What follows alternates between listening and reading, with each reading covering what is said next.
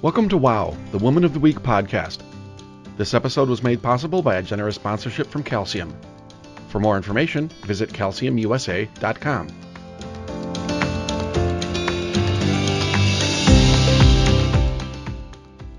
In this episode, Taryn Grome, editor-in-chief of Pharma Voice magazine, meets with Natalie Douglas, co-founder, Rarity.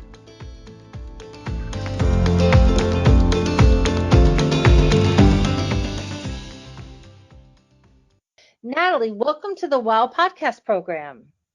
Taryn, thank you for inviting me. It's a pleasure to talk to you. Oh, it's so great for me to connect with you. And congratulations again on being named a 2020 Pharma Voice 100. We were so thrilled for you this year to be recognized with such a well-deserved honor. So we're thrilled to get you here for our WOW podcast program. Well, thank you very much. And I'm also deeply honored to be one of Pharma Voice 100 this year. Thank you for that. It's our pleasure. Natalie, you and I know each other a little bit, and I also know that you're embarking on a brand new venture, once again, carving out a new space. Can you tell me about the vision behind Rarity and why did you decide to start a new business now? Oh, well, starting a new business in the middle of a pandemic is, a crazy decision to make. But of course, we didn't know about the pandemic as we were building Rarity. I mean, Rarity is it's the brainchild of me and my co-founder Wendy White, who I know you know extremely well. And but the idea was conceived, of course, over a bottle of wine some time ago.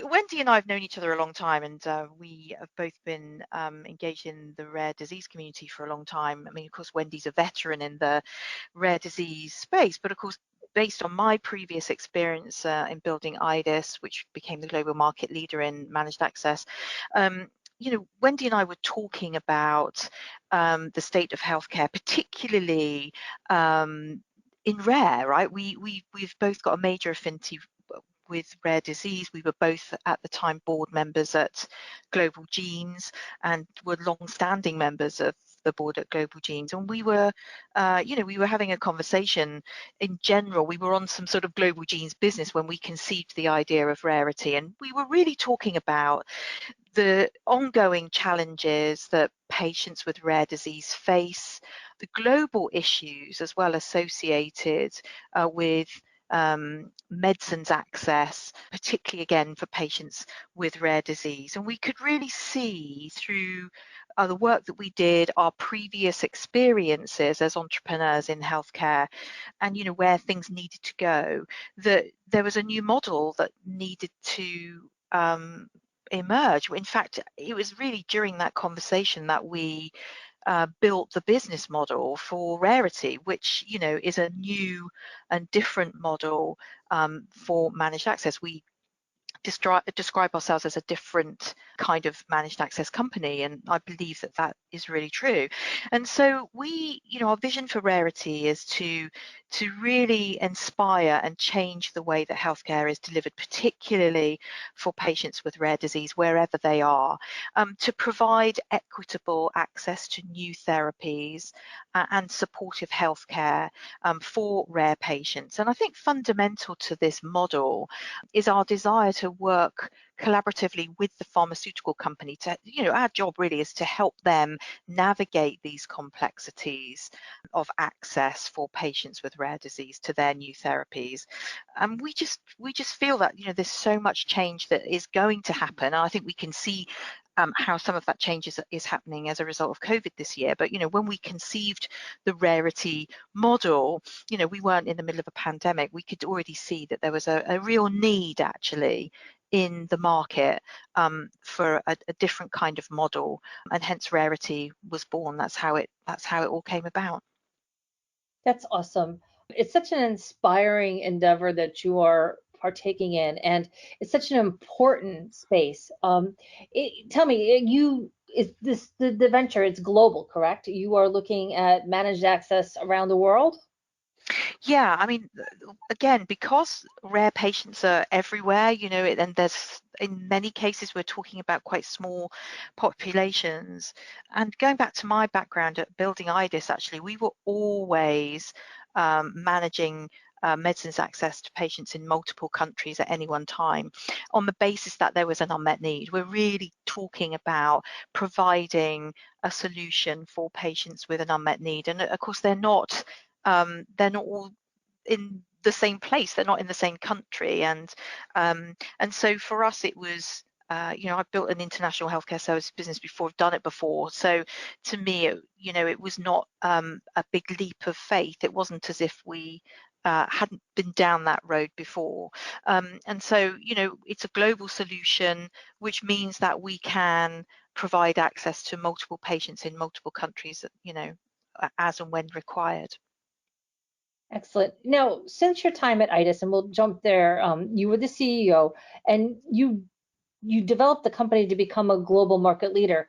Since that time, have you seen anything change in terms of how managed access is being managed, to be quite honest? And what's new in this space? It's a great question, and I suppose I am recognised as the pioneer in the managed access market, and that was the desire to build that proposition so many years ago was born out of personal experiences I'd gained working in industry, and seeing that there was just no suitable way that some of these patients could access therapy. So I was personally driven to create the model. Obviously, I went on and did other things when IDIS, when I left IDIS and when IDIS was sold to another company. And, so I took some time out in some respects from what I would call the managed access market. I went and did a big turnaround of a major clinical home care company. So, and again, that was sort of very focused on providing solutions in the home for people with unmet needs. So it was somewhat related. But if we go back to the real point of your question, what's changed in the managed access world over the years? I do see a couple of key things. One is I see greater acceptance by the pharmaceutical industry and a recognized need to make a level of provision available to patients, post-trial and pre-approval. So that's one thing. So definitely more recognition and more acceptance of that today than there was, 20 years ago when the whole IDIS model was building around managed access. So, it was a real hard slog when I started talking to pharma for the first time. It was a really hard slog because I was bringing a concept to the table that was really unfamiliar and a bit scary, actually, I have to say, for a lot of them. So I definitely see there's been a huge shift towards greater acceptance.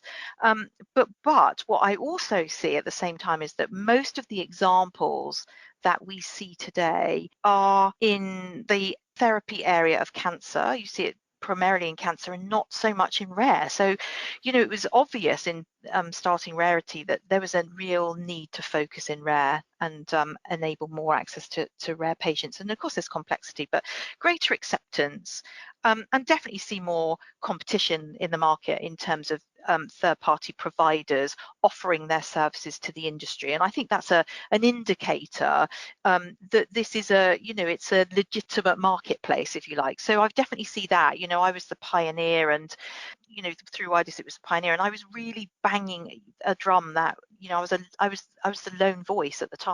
And I think that today it's a different model in the sense that I think it's more acceptable practice. Some great examples of how companies today are using it quite legitimately to help patients when they need a medicine most. So I suppose those are the key things I see. Wonderful. Thank you so much for that. Let's go back a little bit about your entrepreneurial journey, because this is not the first company you have started. What excites you about a startup? What inspires you? What drives you? Oh my God, if you'd asked me that earlier on this week, I'd have been like, God knows, I've no idea what inspired me to do it all over again, because it's really hard work. But I think that and actually, I know I'm sort of joking here, but it's true, because it's not an easy, taking the step, sometimes it's really hard, but taking the step knowing how hard the journey is, and when you've done it before, and of course Wendy's done it before as well, you really do have to think twice about starting again, and being in a and literally starting from scratch is I think it's terrifying, to be honest. But what inspired what inspired me to do it is because I can see there's a real unmet need, and I'm driven by the determination to make a difference, a passion for this space, and knowing that it's something I understand this journey. Not to say that every part of the journey or every the road will be completely the same, but it's knowing that I can do something meaningful with my time, and knowing that as I've been down this road before, I kind of know what to expect, and I'm okay with that. I'm always energized by solving complex problems. That sort of difficult stuff has always been something that really, if it grips me, I can't not do something about it. Do you know what I mean? So there's a whole combination of things, passion, believing I can make a difference, and wanting to do something meaningful. I want to have a positive impact on other people, and I've spent my life in healthcare. It's all been centered around helping people, and so it's a combination of all of those things, I think, that has sort of encourages me, and certainly drives me. I can't say that the excitement is there every day. I mean, we have some really fun days, but and actually it's been I gotta say, it's been super hard in the pandemic, launching a brand new company. Wendy and I know a lot of people, thankfully, but people don't have brand recognition unless you start to create some noise around it. Trying to build a brand and meet new people when at a time when everybody's at home is almost impossible. So we have had to be super creative, and thankfully we are. And as I say, we can draw from many years of experience being in business, and knowing that you got to roll your sleeves up and get on with it, right? So you've got to be a pretty energetic and positive person, I think, to enjoy the entrepreneurial route. And we've had some real fun along the way, I have to say. I think the exciting moments are when we really connect with a client, and when we feel that our model has they've understood what's different about Rarity compared to everybody else. That's excellent. And it's not easy to start up a company, and it takes a certain amount of resilience and energy and creativity. Yeah. Aside from that, though, I talk to a lot of women, and they're not sure what their next step should be. They may have hit the ceiling of their job, and they're looking maybe to venture out. What advice do you have to women who might be looking to start their own gig? Any core lessons you've learned? Oh yeah, and by the way, I'm a big fan of supporting women, because I don't think women are, and I'm generalizing here, some of your listeners might not respond well to what I say, but I think a lot of them will. Women aren't great at self-promotion. We're not always great at recognizing our skills.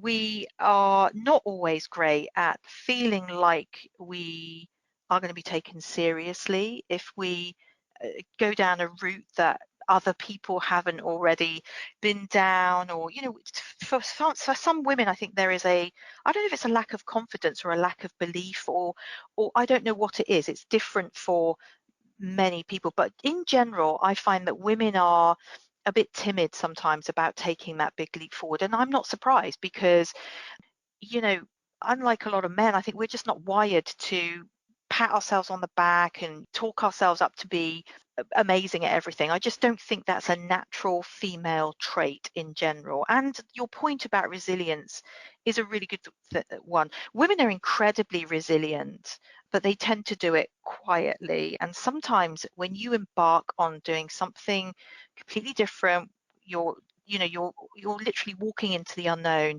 I think that can be very intimidating for a lot of women. And so some advice I would give, and the things that I've also reminded myself about, if you're going to take a big leap forward and do something, venturing out on your own, you've got a great idea, there's a few things you need to check off. I think you've got to ask yourself and double check the reason why you're doing it. Why are you doing this? Why is this a good idea? Why does it matter to you? Because you've got to be able to answer that question at a number of levels. So ask yourself why, just to check in with why you're doing it and why it's important. And most of the time what will happen then is you'll check all those boxes, because you'll be like, I know it's a great idea, there's a gap in the gap in the market, but what you'll also be saying is, I can do this. I can do it. And that's a good place to be. Then when you've kind of pumped yourself up to convince yourself that you really are on the right track, you then have to ask yourself the question, well, then you have to think about your worst day ever at the office, right? So just think of the shittiest day you've ever had. Sorry about that. Am I allowed to probably not use Yes, that go word? on. But anyway, think about the shittiest day you've ever had, like the worst day. And I'm sure there will be more than one. I mean, I've had multiple days like that. But think about the worst day, and it invokes all those emotions again in you. But the reason for doing that is because then you start to build your this is where the resilience piece comes in, because then you start to map out what you did. You start to remind yourself how you handled that situation, how you bounced back from that situation, and what occurred after you went through that experience. Because any entrepreneurial journey, these days it often sounds like, we read the news every day and somebody's made billions of dollars, and let's say they really are the exceptions rather than the rule. It's just it's made to sound really easy, and what you have to know as an entrepreneur is this is not an easy solution. Going and getting another job in big pharma is probably a much easier solution than taking that leap forward and starting a new venture, starting a new business, creating a new market. Whatever it is, that is not the easiest route to take. So you've got to know, when you remind yourself of those horrible days, just remind yourself of how you deal with adversity, because that's going to be important. And then when you've got belief in yourself, you just focus, right? So to me, it's build your resilience, you add your passion to the resilience, and then you focus, because it's very easy as well with entrepreneurial ventures to get distracted or to take an opportunity because it's an opportunity. You sometimes have to check back and think, was this really part of my strategy to take this kind of client or do this kind of work? It's very easy to do that, and sometimes you have to do that because you just need to generate the revenue, right? But so to me, it's three key things: build your resilience, add your passion to it, because your passion is your golden ticket really, and focus your energy. And I think those three things are my tips for women who are thinking of venturing out on their own. Those are awesome tips. Thank you so much. I couldn't agree with you more. Passion, resiliency, and I love that. Yeah, think about what your worst day is, because when you're building the company, you have to be all things, right? You have to know how to put the toner into the printer. You need to be your own IT department. You have to be your own HR department. You have to do everything from scratch. And so and you have to be able to figure it out and know what those hacks are, where you go to for assistance, and who you can ask for guidance, right? So Oh my God, you're so right. I mean, I actually, one of my most exciting days recently was figuring out how to use the scanner, because I'd never done it before. It was either, in my previous role, I've always had a PA, for 20 years, I've had somebody, my right hand person, doing everything. And then Mr. Douglas, who's my other PA right now, because we all happen to be at home, right? I'd be like, oh my God, where is he? I need to scan a document. And then I don't know, he's gone to Home Depot or something. And so, I had to figure it out. And it was the most frustrating situation. And that isn't really the worst day of the office, right? But your point is a really good one. The stuff it's you got to do stuff you don't really want to do, but you got to do it.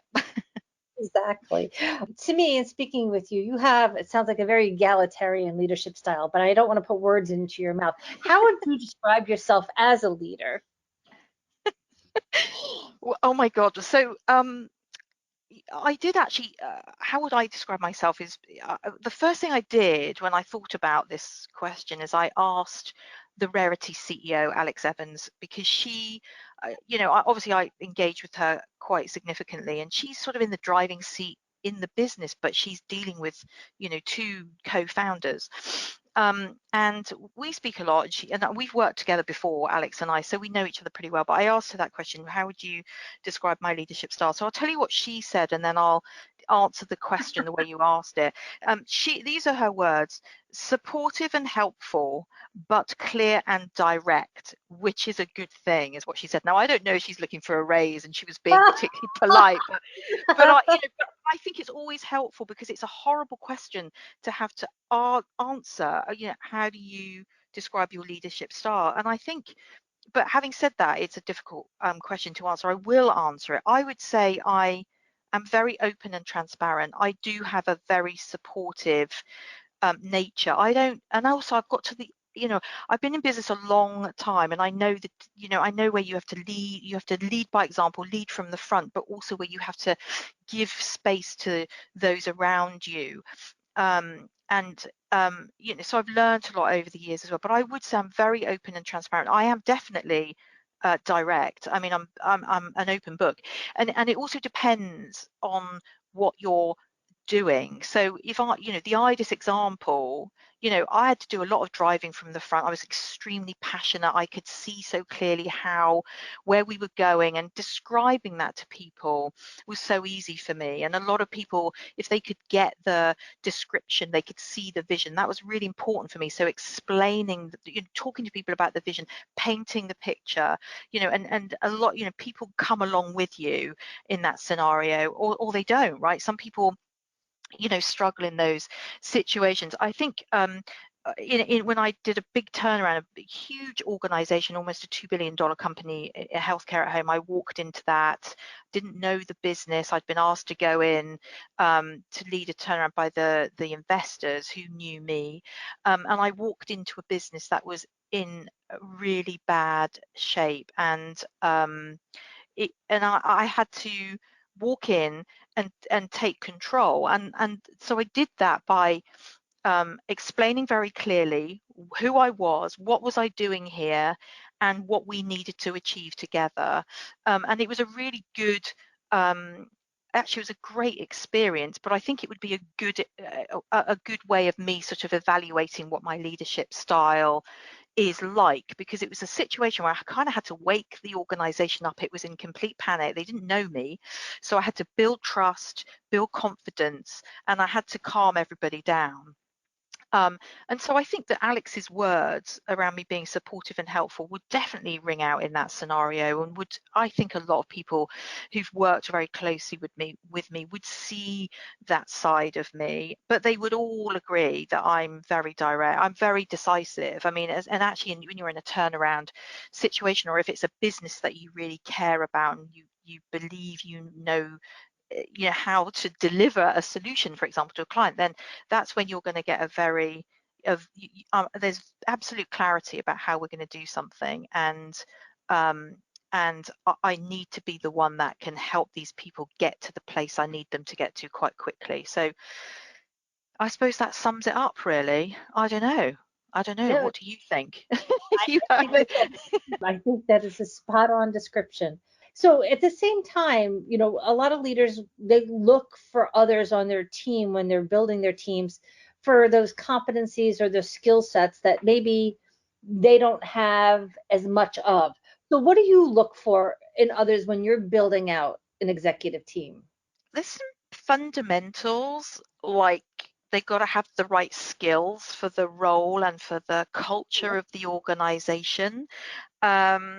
They've got to have something different about them, a bit of a spark to them. They've definitely got to be bright, smart people. There's two other things though that are really important to me. Authenticity. People who are authentic, they don't need to be everything. I think it's people that really are genuine, honest, good people. And that sounds a bit crazy, because you'd kind of think that is in everybody, but I can tell you, in my experience over the Nope. years as well, you can hire people who are real snakes, and I have. I won't name anybody, but you know, people aren't always genuine, right? They're not always authentic, and you can, you know, and I've definitely been on the receiving end of some pretty bad behavior by people that, you know, I've worked with and actually have hired as well in the past. So I really look today for authenticity, and you know, that if your instinct is sort of telling you that this isn't the right fit, then I definitely listen to that these days. But in general, the attributes, the things I've talked about, you know, smart people, real skills with additional spark. And bear in mind, this is, you know, Rarity is a service business. I've often been running and building service businesses. So you've got to hire people who really care about delivering the best possible solution for the client. So that's also important. People who can roll their sleeves up, and people that, you know, genuinely will go the extra mile. And I'm sure these are all things that most people look for, but these are the things that are important to me. And people who you know, I work with, those are the things I look for. The other thing that's really important is people who can think and move fast as well, because I mean, you know, Wendy, she thinks and moves fast, and I'm the same. And we're slightly different actually, which is super helpful. We are slightly different, super helpful, but we need to work with people that can move at speed. You know, and so we need to hire people with those abilities. When you're small and you're a startup, you have to be nimble and you have to be agile and you have to be able to pivot and look at the chessboard as a whole, right? And figure out where your next moves are and have that vision and staying true to that vision. That's Absolutely. great. And thank you for not naming names. We don't want to out anybody on. I'm not going to do that. Very few and far between, I have to tell you. Very few and far between. That's good. That's a credit to your instincts. You know, we noted at the top of the program that you were named to the Pharma Voice 100 this year, and that really recognizes the most inspiring individuals in the industry. Having been recognized for those qualities, I'm curious, who do you look to for inspiration? Do you know, there's lots of people who, you know, in the public eye that I'm interested in listening to, but in the main, I have to say it's rare people, rare patients, rare families. There's no question that these people are unbelievably inspiring. What the journeys they go through, the challenges they face are just unbelievably difficult. And so rare people just inspire me every day of the week. I think as well, when I started in the industry at Johnson & Johnson, and it's really how I got into managed access, is because I was working in London, all the large teaching hospitals during the HIV and AIDS epidemic. And actually it's the one thing I was so inspired by every day, is because I was in the clinic and so many of the patients were there. And I always feel very grateful that I was given that kind of opportunity working within the pharmaceutical industry, that I got to talk to patients, and those patients with HIV and AIDS were patients who knew everything about every drug coming to market, every drug in clinical trials, and what they were facing was at that time was death, because this was way before, you know, triple therapy. We were really treating a symptomatic infection at that point in time, and so there was no, you know, real long-term solution for these patients, and they were so those patients were amazing, and it really taught me a lot about what my job was about.